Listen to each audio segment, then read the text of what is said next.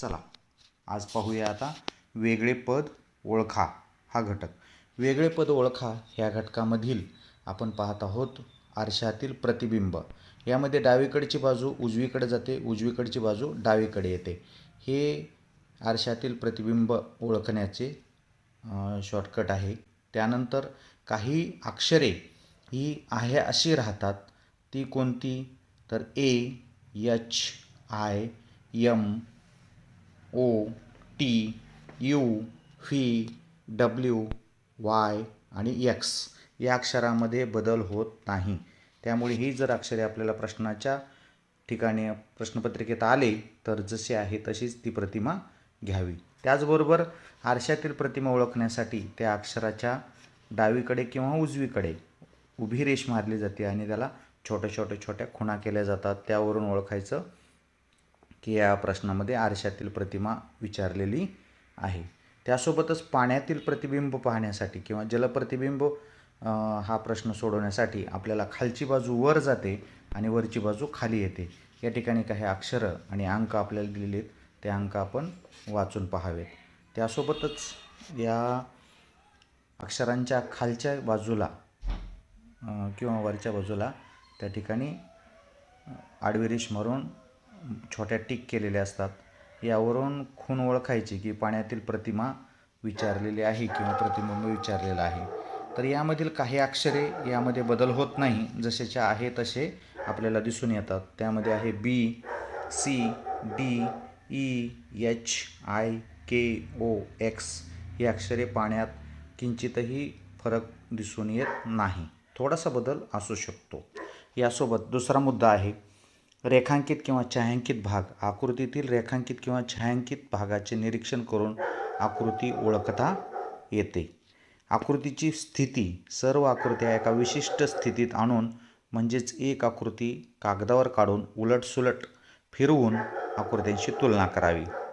पुढचा मुद्दा आहे घटिवत किंवा प्रतिघटिवत, म्हणजे घड्याळाच्या काट्याच्या दिशेने फिरणारे किंवा त्याच्या विरुद्ध दिशेने, त्याला क्लॉकवाईज किंवा अँटी क्लॉकवाईज असं आपण म्हणतो, यानुसार ओळखले जाणे. त्याचबरोबर पुढचा मुद्दा आहे अंशात किंवा कोनात आकृती फिरवणे. दिलेली आकृती विशिष्ट कोनात किंवा अंशात फिरवून पाहणे. त्यानंतरचा मुद्दा आहे आकृत्यांच्या रेषांची संख्या मोजणे.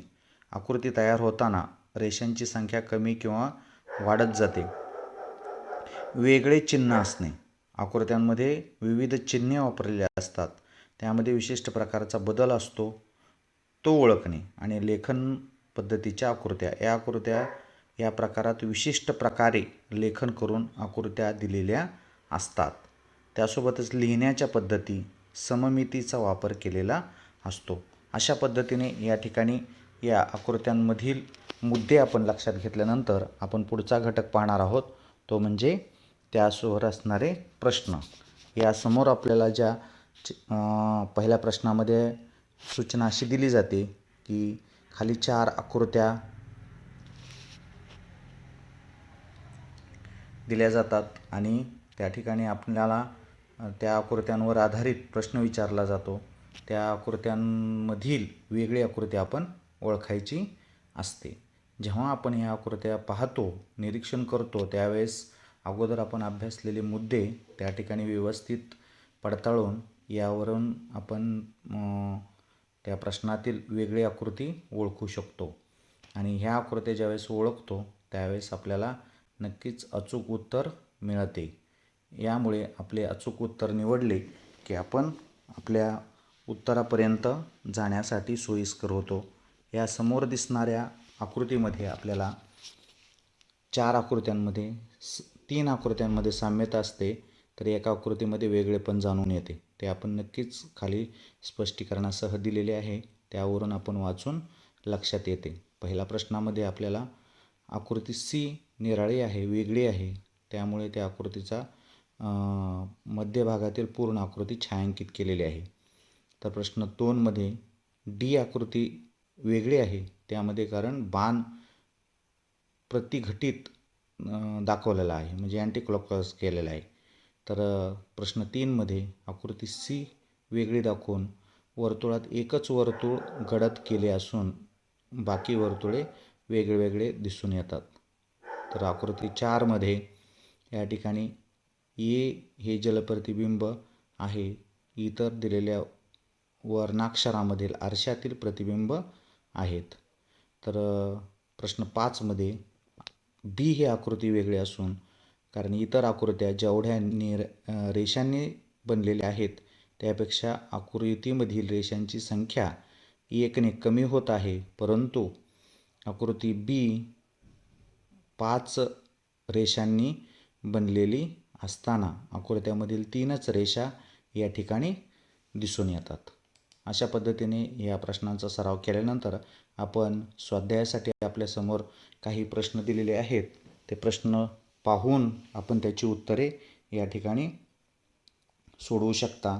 जर यामध्ये काही आपल्याला अडचण आल्यास किंवा आपणाला काही समस्या आल्यास आपण नक्कीच आयोजकाशी किंवा आपल्याला जो नंबर दिलेला आहे त्या सरांसोबत संपर्क करून आपण त्यावर आधारित मार्गदर्शन घेऊ शकता. चला तर मग आपण आपल्या प्रश्नाला सोडवायला सुरुवात करूया. चला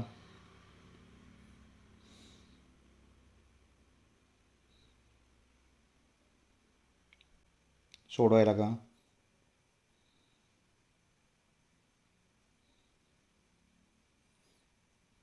एक एक प्रश्न सोडवत राहायचं आहे. त्याचं उत्तर आपल्या वहीमध्ये लिहायचं आहे आणि ह्याची उत्तरसूची आपल्याला दिली जाईल. त्या उत्तरसूचीनुसार आपण त्या ठिकाणी त्याचे उत्तर तपासू शकता. आपणापर्यंत ती उत्तरसूची घेण्यासाठी या ठिकाणी शिवश्री लक्ष्मण काटेकर यांना संपर्क साधावा. नंबर आपल्यासोबत दिलेला आहे.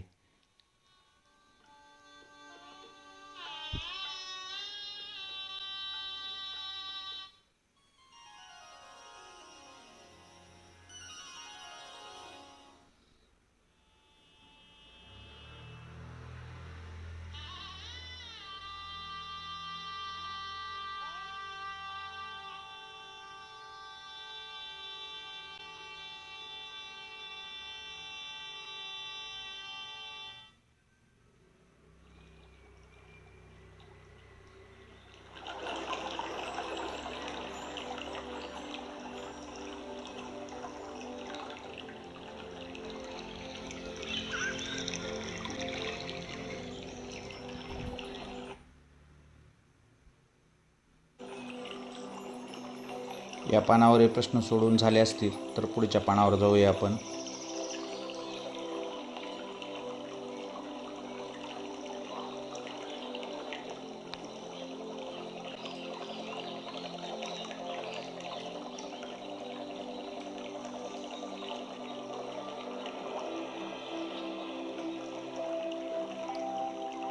जर थोडं फास्ट होत असेल तर व्हिडिओ पॉज करून त्याची उत्तरे आपण लिहू शकता.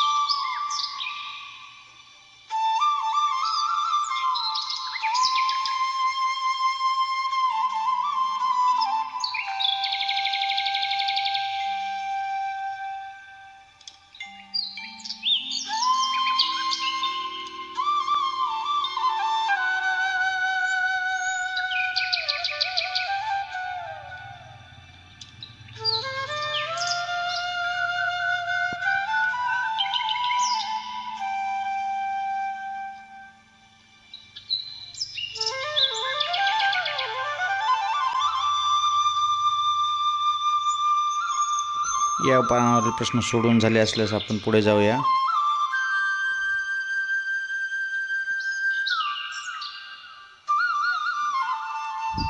ज्या ठिकाणी आपल्याला पेज लवकर जात असेल तर थोडे पॉज करून आपण यावरील प्रश्नपत्रिका समजून घेऊ शकता आणि प्रश्न सोडवू शकता.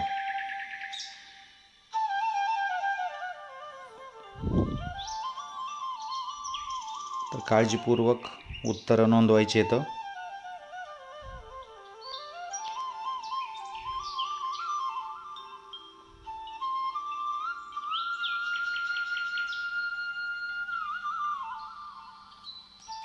पुढील पेजवर जाऊया.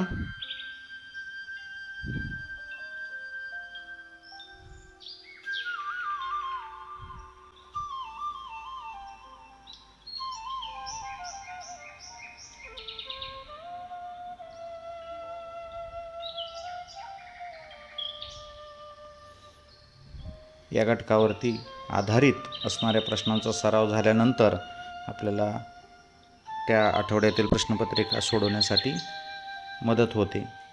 नक्कीच या पेजवरील प्रश्न झाले असल्यास आपण पेज पॉज करून थांबवून पाहू शकता. आपण पाहूया पुढील पानावरील प्रश्न.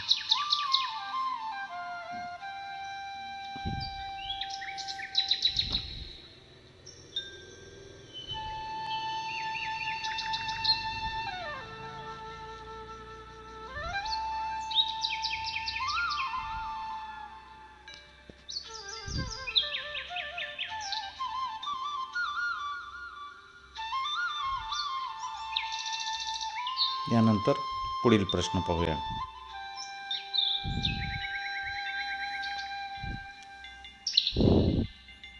आपणास काही अडचण असेल किंवा अधिक माहितीसाठी जवाहर नवोदय विद्यालय प्रवेश परीक्षेबाबत मार्गदर्शन घेण्यासाठी आणि शिष्यवृत्ती संदर्भात मार्गदर्शन घेण्यासाठी आपण संपर्क करू शकता.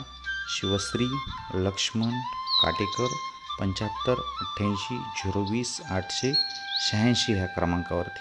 सर्वांना परीक्षा झाल्यानंतर आपण त्याची उत्तरपत्रिका खालील नंबरवरती व्हॉट्सअप करावी आणि उत्तरसूची मागून घ्यावी. सर्वांसाठी शुभेच्छा. चला तर मग पाहूया आपणास किती मार्क पडले आहेत. आपले उत्तर लगेच मिळून जाईल. सर्वांना शुभेच्छा. सर्वांचे खूप खूप अभिनंदन.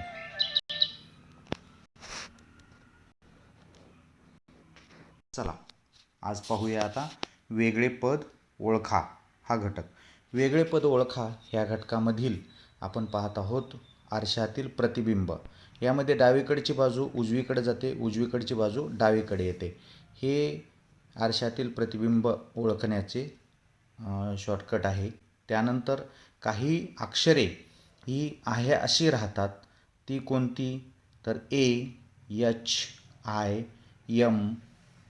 MOT U V W Y आणि X या अक्षरामध्ये बदल होत नाही. त्यामुळे ही जर अक्षरे आपल्याला प्रश्नाच्या ठिकाणी प्रश्नपत्रिकेत आले तर जसे आहे तशीच ती प्रतिमा घ्यावी. त्याचबरोबर आरशातील प्रतिमा ओळखण्यासाठी त्या अक्षराच्या डावीकडे किंवा उजवीकडे उभी रेष मारली जाते आणि त्याला छोट्या खुणा केल्या जातात. त्यावरून ओळखायचं की या प्रश्नामध्ये आरशातील प्रतिमा विचारलेली आहे. त्यासोबतच पाण्यातील प्रतिबिंब पाहण्यासाठी किंवा जलप्रतिबिंब हा प्रश्न सोडवण्यासाठी आपल्याला खालची बाजू वर जाते आणि वरची बाजू खाली येते. या ठिकाणी काही अक्षरं आणि अंक आपल्याला दिलेले आहेत. ते अंक आपण वाचून पाहावेत.